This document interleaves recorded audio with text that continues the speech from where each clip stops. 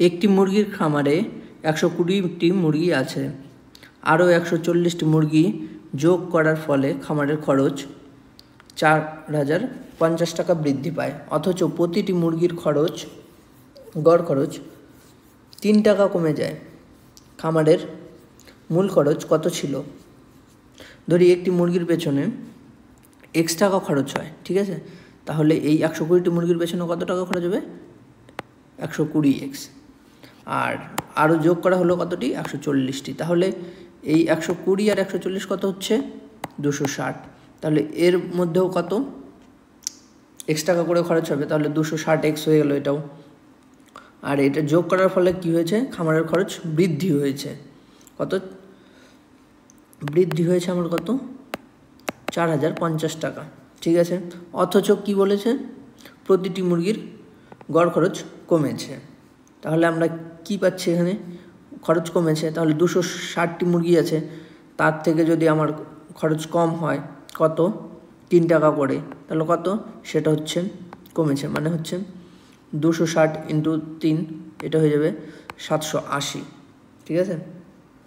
আর এই প্রথমে কি ছিল? আমার প্রথমে ছিল হচ্ছে 120টি মুরগি, 20টি মুরগির x টাকা খরচ, আর বৃদ্ধি পেল 4050 টাকা।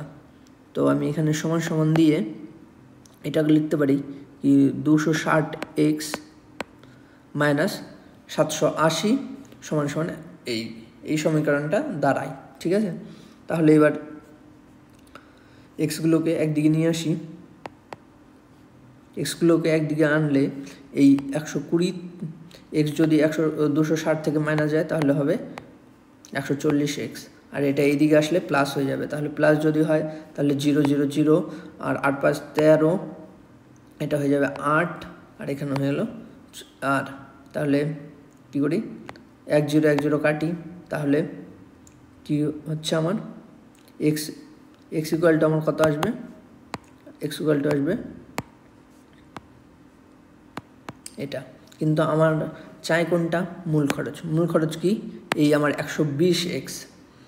তো আমি এখানে কি করব?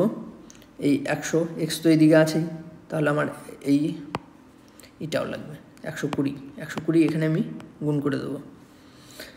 তাহলে এবার আমি দেখি কি এটা কি 14 দিয়ে যাবে? 14 × 3 = 42, না 14 দিয়ে যাবে না।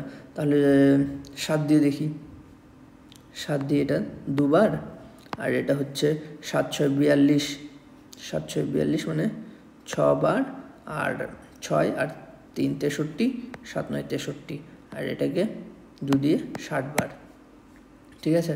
এখন 6 9 54, এই 54 না, এখানে দুটো অপশন আছে, যেটার এই দশকের ঘরে 4 আছে, তাহলে এটা হবে না, আমার পুরো গুণটাই করতে হবে। চলো, 6 9 54, 5 6 6 36, আর 5 41, আর 0 0। তাহলে সঠিক উত্তর কী হয়ে যাবে? সঠিক উত্তর হয়ে যাবে আমার অপশন সি হয়ে যাবে আমার সঠিক উত্তর।